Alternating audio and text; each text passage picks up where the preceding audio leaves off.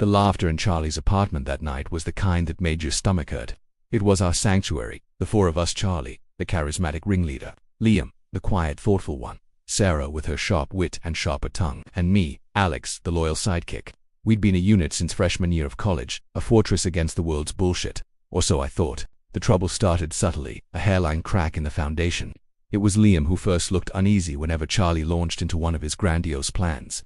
"We're gonna be kings," Charlie would say, sloshing his craft beer for emphasis. "My app Nexus is the golden ticket, but I need my crew. I need you guys." He painted a picture so vivid you could smell the ocean from the deck of our future yacht.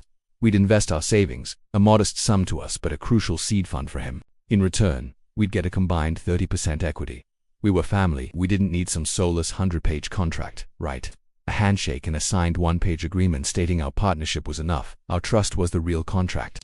I liquidated my retirement account. Sarah put her inheritance in. Liam, ever the cautious one, still poured in his life's savings. We were all in for 6 months. We lived on that high. We spent our nights at Charlie's, brainstorming features, designing logos on napkins, celebrating every tiny milestone. Charlie was a whirlwind of energy, always reporting back on meetings with potential investors who were blown away. We never met them, of course. Charlie was the face, the visionary.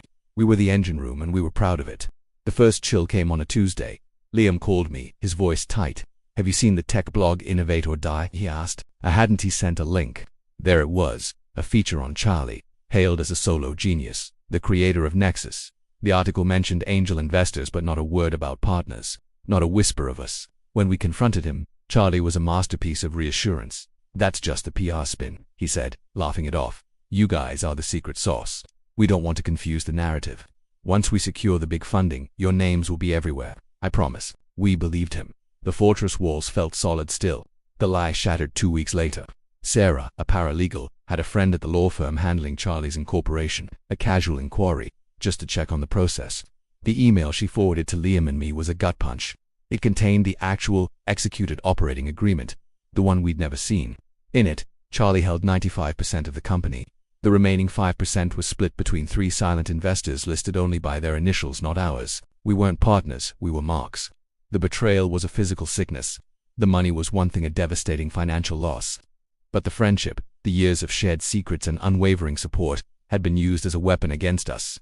The rage was cold, absolute. We met at my place, the 3 of us, in a state of shock. "We'll sue him," Sarah said, her voice trembling with fury. Liam, who had been staring silently at his hands, looked up. His eyes, usually so gentle, were chips of flint. "No," he said quietly. "A lawsuit will take years, cost a fortune in legal fees, and in the end he'll spin it. He'll say we were jealous hangers-on trying to cash in on his success.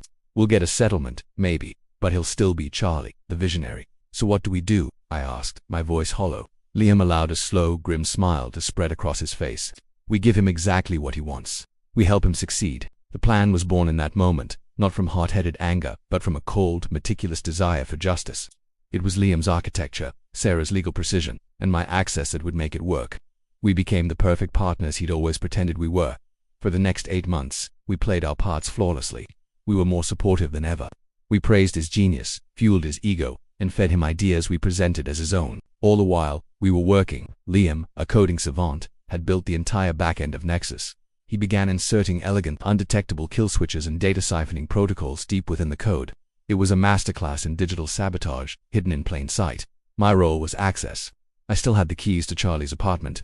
During his power meetings, I would slip in and clone the hard drives from his laptop and desktop onto encrypted drives Liam provided. We amassed a treasure trove, every email, every document, every early version of our original partnership agreement that he'd doctored. Sarah's job was the most dangerous. She played the confidant, drawing him out, getting him to brag about his cleverness. She recorded every conversation on her phone. We have him on tape, laughing about how he played us, calling us gullible and entitled. He detailed his entire scheme, from the fake one-page agreement to the real one he'd signed behind our backs. The revenge was not a single act, but a crescendo. Nexus launched to massive hype. Charlie was on top of the world, featured in magazines, invited to speak on panels. He was a star. He even had the gall to take us out for a thank-you dinner, offering us generous bonuses for our help. We smiled and toasted his success, the taste of vengeance sweet on our tongues. The day of the payback was the day of his biggest triumph. He was giving a keynote address at a major tech conference, streaming live to thousands. He was on stage, beaming, as the user numbers for Nexus were displayed on a giant screen behind him, climbing into the millions. Backstage, the three of us watched from the wings. Liam pulled out his phone, opened a custom app, and tapped a single blood-red button on the giant screen. The user numbers plummeted to 0. The Nexus app on every phone in the audience crashed simultaneously. A moment later, the screen went black, then flickered to life again. It wasn't the Nexus logo anymore. It was a slideshow. It showed the real operating agreement, with his 95% stake circled in red. It showed the doctored one-page agreement we'd signed, and it played the audio clips, his voice, clear and smug, filling the auditorium. They were so easy to play. Just a bunch of trusting fools. My little piggy bank. The audience's murmurs turned into a roar of disbelief.